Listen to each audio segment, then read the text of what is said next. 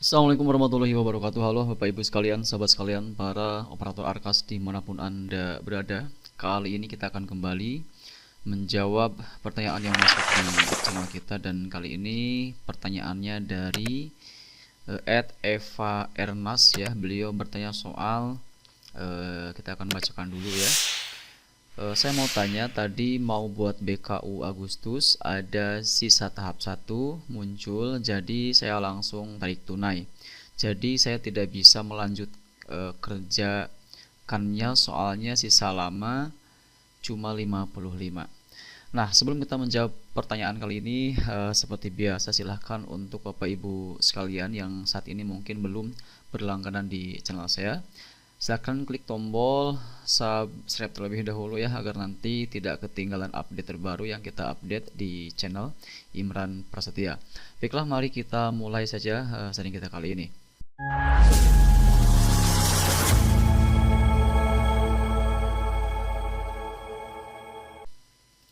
Nah, ini pertanyaannya kurang lebih adalah terkait pengisian BKU di Agustus, di mana beliau katakan ada sisa dana tahap 1, tapi di saat ingin melakukan atau melanjutkan penginputan pelaporan di Agustus tersebut ternyata tidak bisa dilanjutkan dikarenakan saldonya itu hanya tersisa 55. Itu bagaimana? Nah, jadi Bapak Ibu sekalian, ini perlu dipahami juga ya, terutama oleh para operator Arkas maupun juga oleh para kepala sekolah dimanapun Anda berada, bahwa untuk pengisian BKU Agustus ini tentu ini kalau boleh kita sarankan itu tergantung dari dana tahap 2-nya, apakah sudah sudah turun atau belum, sudah cair apa belum gitu kan. Jika seandainya dana tahap 2-nya belum cair, maka nanti saja untuk pelaporannya setelah dana tahap 2 turun atau kita cairkan. Kenapa? Karena di sini untuk tahap 1 dan 2 tentu ini berbeda ya, jelas berbeda, yang mana tahap 1 punya anggaran masing-masing, tahap 2 juga punya anggaran masing-masing. Dan kalau misalkan ada sisa, ini nanti lebih baik nunggu dulu dan atau tahap 2-nya itu turun, supaya nanti kita bisa membelanjakan sesuai dengan rencana yang sudah kita rencanakan terlebih dahulu. Jadi jika seandainya di bulan Agustus ini memang ada sisa dana dan itu pun sisanya hanya sedikit ya, seperti itu, tidak bisa mencukupi untuk pembelanjaan, maka tentu di sini lebih baik Bapak Ibu sekalian nunggu saja dulu tahap 2-nya muncul, supaya nanti kenapa? Supaya nanti pelaporan tersebut kita mulai laporkan setelah ada pencatatan bahwa uangnya itu masuk di Arkas, seperti itu. Nah, seperti contoh di sini kita ini berada di BKU Agustus ya Bapak Ibu sekalian, yang mana di sini kita sudah tercatat penerimaan dana itu di tanggal 8 Agustus 2025.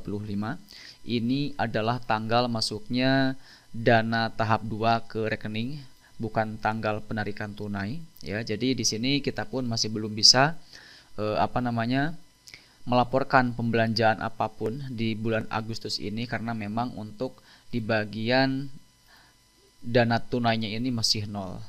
Seperti itu ya. Jadi di sini bisa Bapak Ibu sekalian lihat, untuk tunai masih nol, saldo non tunai juga masih nol, seperti itu. Jadi di sini ya meskipun ada hanya tercatat Rp19.000. Contoh nih ya. Kita misalkan anggaplah kita akan menggunakan sisa dana tahap 1 yang sebesar Rp19.000 ya, entah ini untuk laporan pembelian pensil atau apa ya, misalkan seperti itu. Kita akan tambah pembelanjaan. Kita di sini kita akan masukkan tanggal, dan tanggal ini tentu adalah tanggal misalkan tanggal 8 contohnya ya. Nah, di sini bisa Bapak Ibu sekalian lihat bahwa di bagian tunai ini kita hanya punya saldo Rp19.000, dan ini pun adalah saldo dari sisa dana tahap 1. Kita akan gunakan ini. Kemudian kita misalkan masukkan untuk transaksi apa, misalkan untuk pembelian token misalnya. Kita akan centang. Di sini tanggal 8 Agustus. Nah, ini listrik ya. Nah, di sini kita akan tagihan listrik, kita akan centang. Di sini kita akan bayarnya itu satu. Di sini kita misalkan ya belinya yang Rp10.000 lah, 12.500 misalnya ya. simpan. Nah, di sini bisa Bapak Ibu sekalian lihat bahwa sisa dana yang tersisa di tunai hanya 6.500 setelah tadi kita ambil untuk pelaporan pembayaran daya listrik. Jadi pada dasarnya di sini meskipun nanti ada sisa dana tahap 1 yang lumayan cukup besar misalnya, tapi ini tidak bisa mencukupi transaksi yang lain, lebih baik kita tunggu dulu saja dana tahap 2-nya muncul, cair masuk ke rekening, kita tarik tunai dari bank, kemudian kita tarik tunai juga di Arkas, baru nanti kita lakukan realisasi anggaran. Supaya nanti Bapak Ibu sekalian juga bisa menyesuaikan juga berapa sih dana yang tersedia saat ini. Jika seandainya memang ada cukup besar untuk sisa dana tahap 1 yang ditambah dengan tahap 2, maka kita nanti sebelum kita membuat laporan di BKU, tentu kita bisa menyesuaikan anggaran terlebih dahulu supaya nanti dana yang tersedia di tahap 2 ini yang merupakan gabungan dari sisa dana tahap 1 itu semuanya bisa terserap ya. Karena ya jangan sampai, kalau bisa itu jangan sampai ada sisa dana yang menjadi silva seperti itu ya. Jadi usahakan nanti dilihat setelah dana tahap 2-nya masuk, kemudian dikalkulasi berapa totalnya. Dan kalaupun misalkan saat ini dana tahap 2-nya belum masuk, nah kita kan sudah tahu ya, misalkan dana tahap 2 ini yang masuk berapa, kemudian kita coba tambahkan dengan sisa dana tahap 1, itu totalnya menjadi berapa, maka dari sisa dana tahap 1 ini bisa kita anggarkan kembali untuk kegiatan yang lain, kita geser ya di perubahannya seperti itu. Nah, jadi kita akan masuk ke penganggaran. Misalkan di sini ada sisa dana tahap 1 yang lumayan cukup tinggi, dan supaya nanti kita bisa terserap semua anggarannya, tentu kita harus lakukan yang namanya pergeseran anggaran, atau mungkin kita juga bisa lakukan perubahan anggaran. Nah, kita akan masuk ke penganggaran, kemudian BOS reguler, kemudian tahun 2025 ya. Kita masuk atau buka dulu. Di sini kita akan lakukan pergeseran untuk menganggarkan anggaran yang sekiranya bisa kita tambahkan untuk kegiatan baru seperti itu. Kita pergeseran, kita lanjutkan. Oh ya, untuk pergeseran ini usahakan ini jangan terlalu sering juga, karena untuk secara umum biasanya maksimal 5 kali untuk pergeseran. Jadi jangan sampai kita karena kita ada atau punya keinginan mendadak untuk menggeser, kita seenaknya menggeser, yang mana takutnya nanti di saat kuota pergeseran habis itu ada dana yang harus kita geserkan dan kuotanya sudah habis, dan itu kita akan bingung sendiri seperti itu ya. Nah, di sini anggaplah misalkan kita ada anggaran sisa dana itu dari tahap 1 yang lumayan tinggi, dan kita bisa lakukan perubahan. Dan biasanya atau pergeseran ya. Dan biasanya untuk pergeseran atau perubahan ini, dana yang tersisa yang cukup lumayan tinggi biasanya adalah sisa dari pembayaran anggaran listrik. Kenapa? Karena untuk listrik biasanya kan kita tidak tahu, apalagi untuk teman-teman sekalian, Bapak Ibu sekalian yang menggunakan bukan token, yang mana tiap bulan kita pun tidak tahu akan habis berapa. Jadi terkadang kita akan anggarkan dulu di awal dengan nominal yang cukup bisa mencukupi per bulannya. Misalkan ya kita kira-kira per bulannya itu kita anggarkan 2 juta rupiah untuk listrik misalnya ya, dan itu pun juga bukan nominal pasti, tapi kemungkinan besar ini bisa saja kurang dari 2 juta untuk per bulan untuk listriknya. Jadi pasti akan ada sisa dana dari listrik tersebut. Nah, di sini kita bisa maksimalkan Bapak Ibu sekalian. Jadi di saat kita sudah melaporkan pengisian BKU, kita sudah menginput BKU misalkan dari tahap 1 itu Januari sampai Juni, terutama untuk listrik pasti akan ada sisa dana ya. Contoh misalkan di sini di Juli ya, sudah masuk di tahap 2, kita akan coba cek Juni dulu ya. Kita coba cek Juni untuk pembayaran listrik mana ya. Pembelian token, kita akan buka. Edit detail anggaran. Nah, di sini Bapak Ibu sekalian, dari Januari hingga bulan Juni ini sudah kita laporkan di BKU, dan tentu di sini pun kita tidak bisa ubah, tidak bisa kita klik dan lain-lain. Sedangkan untuk Juli juga sudah kita tutup BKU, makanya di sini tidak aktif lagi. Nah, yang masih terbuka BKU-nya ini terlihat masih aktif dan masih belum dibelanjakan ya. Ini masih bisa kita ubah, ini ubah. Nah, Bapak Ibu sekalian, kalau seandainya memang Bapak Ibu itu menggunakan listrik yang bukan token, maka tentu tiap bulan bayarannya akan berbeda-beda. Dan biasanya ini antara nominal yang dianggarkan dengan nominal yang dibelanjakan tentu akan berbeda. Misal di sini ada 1 juta rupiah untuk anggarannya, tapi untuk yang dibelanjakan hanya 1.500.000 rupiah misalnya ya. Berarti ada sisa dana 500.000 rupiah. Dan ini misalkan dari Januari juga ada sisa dana, Maret, April sampai Juni ada sisa dana.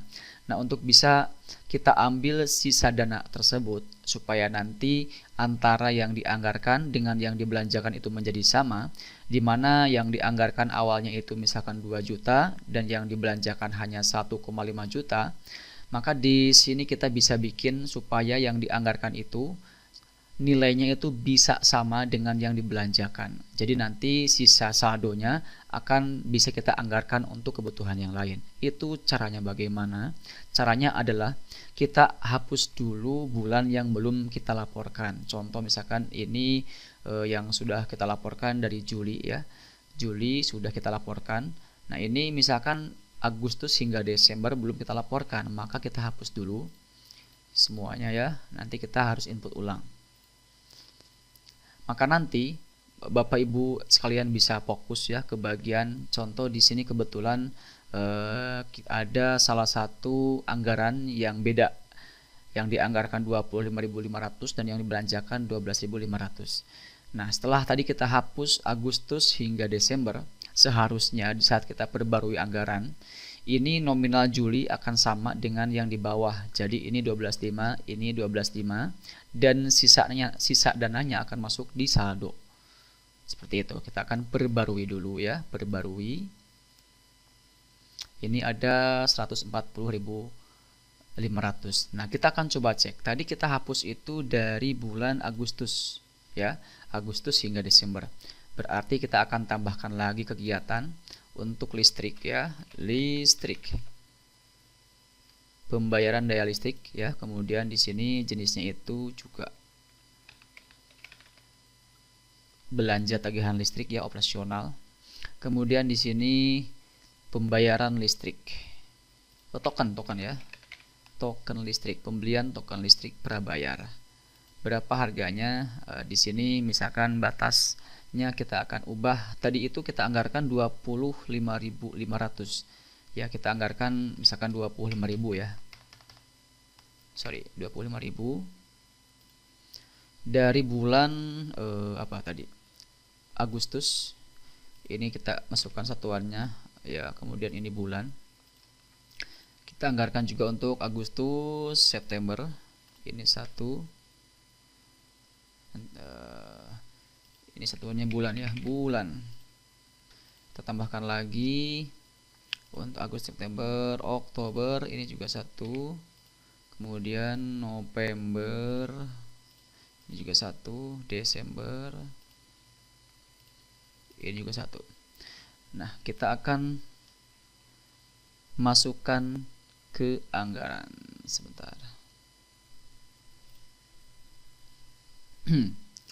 Nah, sekarang bisa Bapak Ibu sekalian lihat ya. Kita akan coba cek kembali di Juli ya. Juli kita akan coba cek tadi apa? Listrik, pembelanjaan daya listrik, kita lihat ya. Tadi saya sudah bilang bahwa awalnya itu yang dianggarkan adalah 25.500 dan yang dibelanjakan di bulan Juli contohnya adalah 12.500. Dan di saat kita sudah perbarui data, di mana tadi kita hapus anggaran yang belum kita belanjakan itu Agustus sampai Desember, dan bisa Bapak Ibu sekalian lihat bahwa sekarang antara yang dibelanjakan dan yang dianggarkan menjadi 12.500, sama-sama dengan nominal yang sama seperti halnya yang kita belanjakan.